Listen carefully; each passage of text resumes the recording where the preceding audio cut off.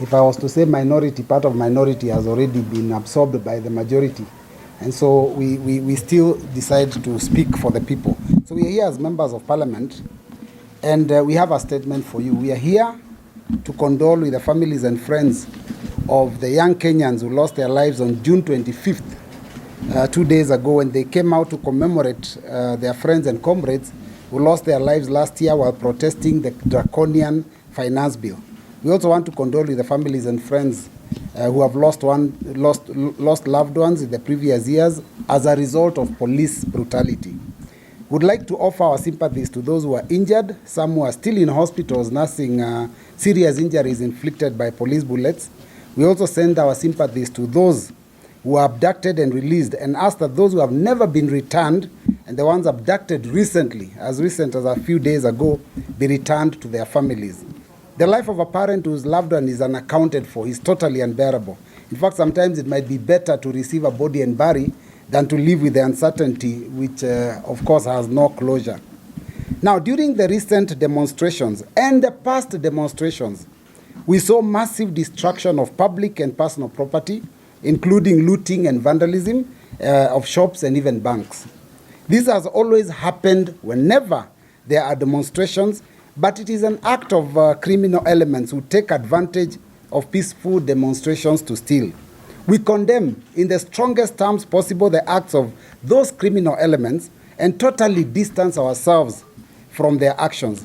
The National Police Service is highly capable of reviewing CCTV surveillance and arresting all those criminal elements and bringing them to book. Now, Article 37 of our Constitution allows demonstrations as long as they are peaceful and the participants unarmed. It is the duty of police to disarm any criminals and use the necessary force to stop any destruction or looting during the demonstrations. In fact, this is the reason why the police are always informed of any demonstrations. Now, we were perturbed when we saw the leadership of Parliament debate a motion whose draft was very heavy on the matter of destruction of property, but completely silent on the loss of lives yesterday and in the past. The real intention of the motion was to hide behind parliamentary privilege and malign the names of leaders who are not part of the broad-based government and those who choose to commemorate the Kenyan Gen Zs who died in June last year at the precincts of the House of the People's Representatives, that is Parliament.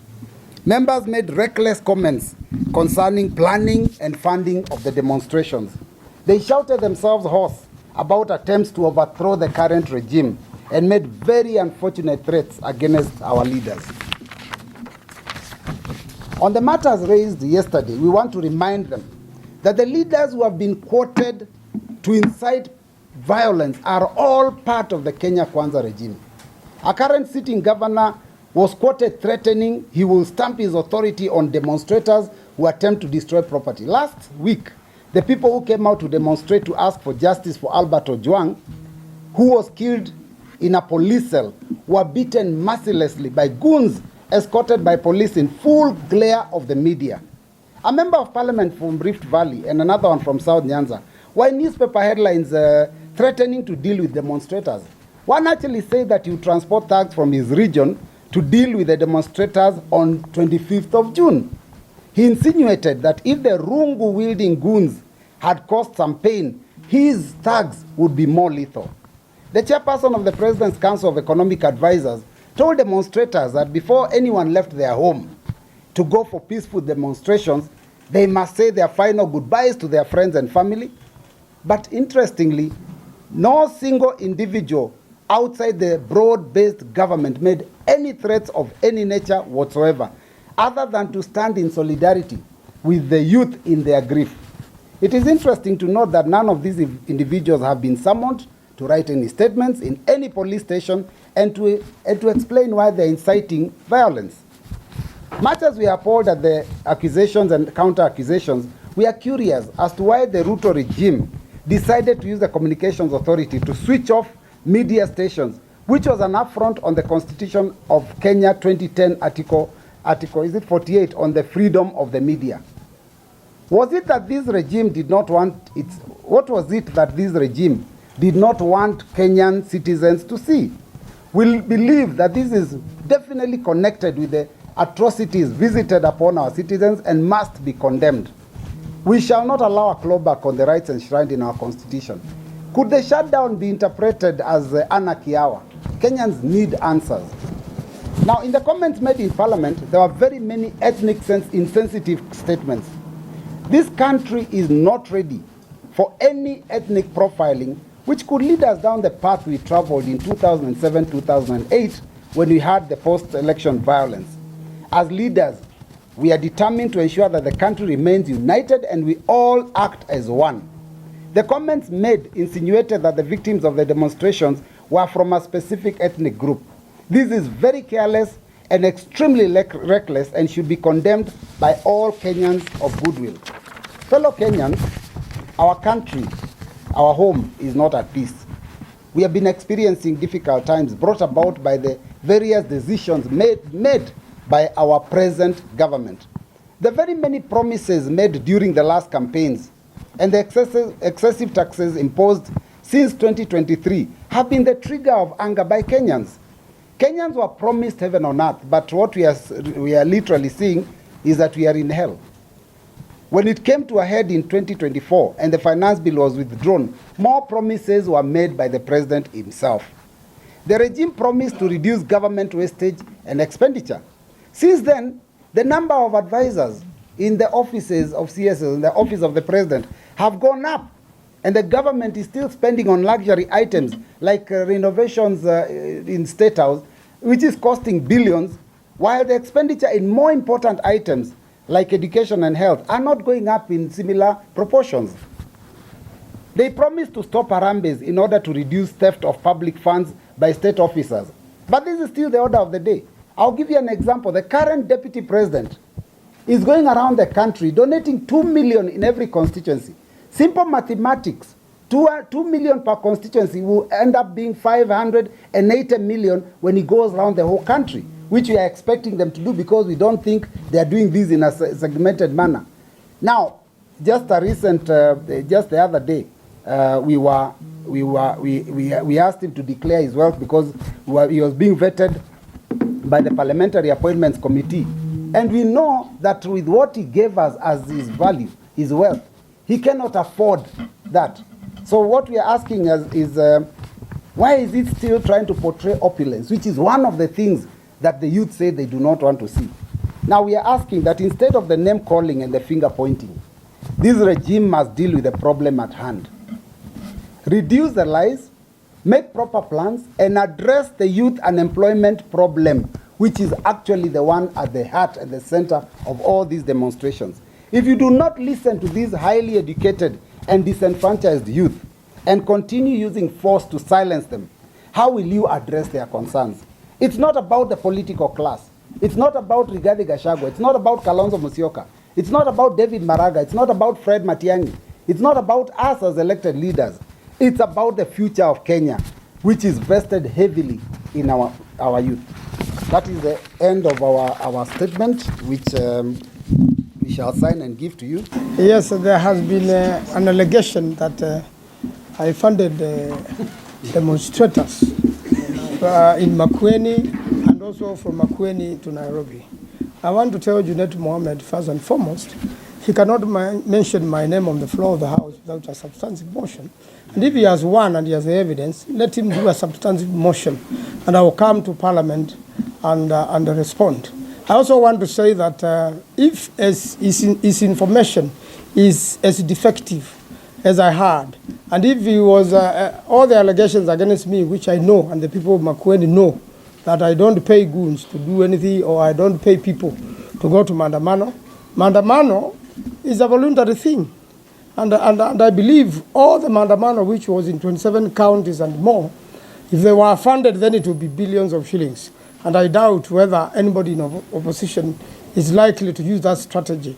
People went to demonstrate on their own, peaceful demonstrations, and the police disrupted them. In the counties where the police did not disrupt, like Meru or Kitui, and worked with the people, there were no damages. Damages come when police, instead of following the law, first do a proclamation. If the the peaceful demonstrations turned chaotic. The law requires that you stop the meeting, announce it loud and clear, and give people enough time to clear. And therefore, if the only way to deal with maandamano is to begin with, tear gas or gunshots, then the police is really has misled itself, and they're the ones who have caused all the destruction we have seen. I had information from Matu that Kenyans just bypassed the police station, and an unprovoked officer decided to shoot, and that's when hell broke loose.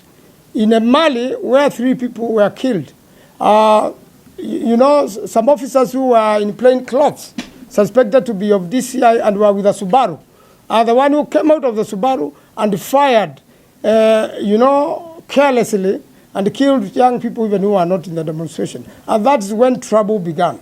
And therefore, we can blame the destruction into the mismanagement and personal decisions by individual police officers.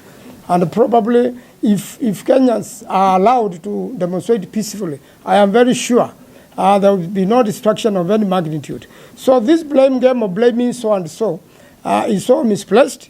If it is to go by my case, I did not spend a single coin on any demonstrations, whether in Nairobi or in Makueni, and I do not influence people, by money to do things. People do things because they believe in a cause and they believe in something. So if the information is as defective as the information about myself, then the government has totally misled Junet Mohammed. The government has, the intelligence and where they get information has totally misled William Ruto and his government. And therefore, that misinformation is a clear indication that they are not in touch with the ground. They have completely isolated themselves from the people. They need to go back to the people and hear why people are complaining. People are very annoyed with the 60 deaths, of which the only inquest we have of Rex Masai is an effort to cover up, the killer of Rex Masai, who is known very well by Kenyans. And therefore, we are also aware in that Rex Masai case, witnesses have been frustrated. And it is the only case going on. What about the other 60 or so? What about the disappearances? In Makueni, we have 2 people who have disappeared, and we have 2 deaths from the Mlolongo 4 who were found, brutally murdered, and the registration at the city mortuary had been concealed for 30 good days till we went to court, and their bodies were found. So those parents have not gotten any reparation so far. There is no plan or strategy of compensating those who have been hurt, or even dealing with them in one way or another by the government, meaning that the government clearly instructed their abduction and clearly instructed their killing, and that's why they do not want to compensate at all. No one wants to bring any coup into this Kenya. There is no one with that capacity. There is no one with that authority. The Constitution of Kenya cannot be suspended. The Constitution of Kenya talks about removal of a president after 5 years through an election. The only other removal available is by resignation or impeachment by the House. The moment that is not applicable, what Kenyans can do, and that's what they are doing, is to prepare. Let the young people register as Kenyans. Let them have an ID. Let them also register as voters when it comes. Let them vote in 2027, and at the same time protect the vote so that it cannot be stolen. It is the only hope President Ruto and his people have to come back to power. We have heard Ruto himself say he will not hand over power to the opposition. We have heard the bravado and the hard talk from the leaders of majority of the 2 houses, from the interior CS Murkomen, giving an order of shoot to kill. People go to police station to seek protection. When you say now people don't go to police station, anybody going there should be shot dead, then I think that is very misled, and this is why Kenyans have a problem, and that's why Kenyans told Murkomen on his face they are Wantam.